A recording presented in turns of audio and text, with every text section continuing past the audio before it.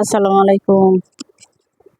আজকে দেখেন এখানে আমি নতুন আইটেমের নতুন একটা তরকারি রান্না করব। আগে পরে আপনারা খাইছেন কিনা তা জানি না। তা মোবাইলে আমি দেখি নাই, কোনো জায়গায় দেখি নাই আমি এই আইটেমটা রান্না করতে, তো আমি আজকে রান্না করব। তো এখানে আমি সবজি বলতে ডাউল নিলাম, পুঁই শাকের পাতা নিলাম, আর কাঁঠালের বিচি নিলাম। তো এখানে ডাউলটা আমি ধুয়ে মশলাটা আমি এই ডাউলের উপরেই দিয়ে দিয়ে দিতেছি। তো 1 চামচ মরিচের গুঁড়া, 1 চামচ ধনিয়ার গুঁড়া, 1 চামচ হলুদের গুঁড়া,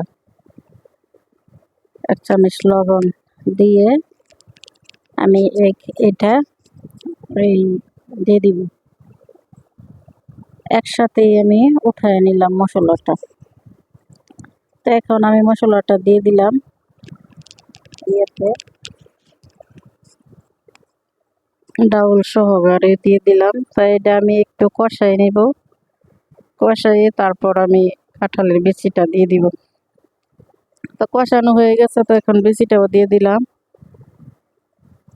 দেখেন ডাউল আর কাঁঠালের বিচি একসাথে অনেকক্ষণ কষাই নিব, সিদ্ধ করে নিব। তাই এই নতুন আইটেমের তরকারি কে কে রান্না করে খাইছেন আমাকে জানায়েন, বা না খাইছেন যারা যারা তাও জানায়েন। তো একটু জল দিয়ে দেখেন ডাউলটা অনেকখানি সিদ্ধ হয়ে গেছে। আরো একটু সিদ্ধ হয়ে আসলে তারপর আমি পাতাটা দিয়ে দিব। তো এই যে দেখেন পাতাটাও দিয়ে দিলাম, দিয়ে এখন পাতাটা নেড়ে চেড়ে একটু কমাই নিব। তো আমার ভিডিও সবাই দেখেন, ভাই আপনাদের হাতেই সবকিছু, ভাই বোনেরা আপনারা চাইলে সবকিছু করতে পারেন। তো আমার ভিডিওটা বেশি বেশি করে লাইক কমেন্ট ও শেয়ার করবেন এবং চ্যানেল সাবস্ক্রাইব করবেন।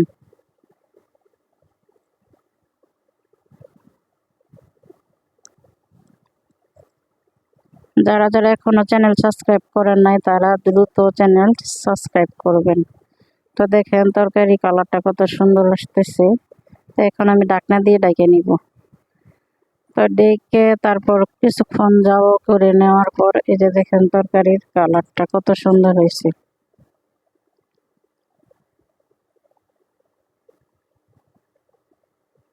আমি নিজেও আর কোনো দিন এইভাবে তরকারি রান্না করে খাই নাই, তাই আজকে নতুন করে তরকারিটা নতুন আইটেমে রান্না করলাম আমি। তো একটু জিরার ফাঁকি দিয়ে দিলাম,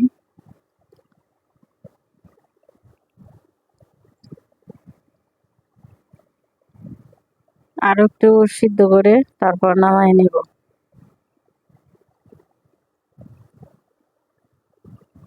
দেখেন তরকারিটা কত আঠা আঠা হয়েছে, নাড়াচাড়াই তো বোঝা যায়। তাই যে দেখেন তরকারি আমার হয়ে গেছে, এখন নামাই নিব। তাই যে দেখেন নামানো হয়ে গেছে, কত সুন্দর কালার। তো ধন্যবাদ সবাইরে, যারা যারা আমার ভিডিওটা অতক্ষণ কষ্ট করে দেখতেছেন সবাইরে ধন্যবাদ। আসসালামু আলাইকুম, ভালো থাকবেন।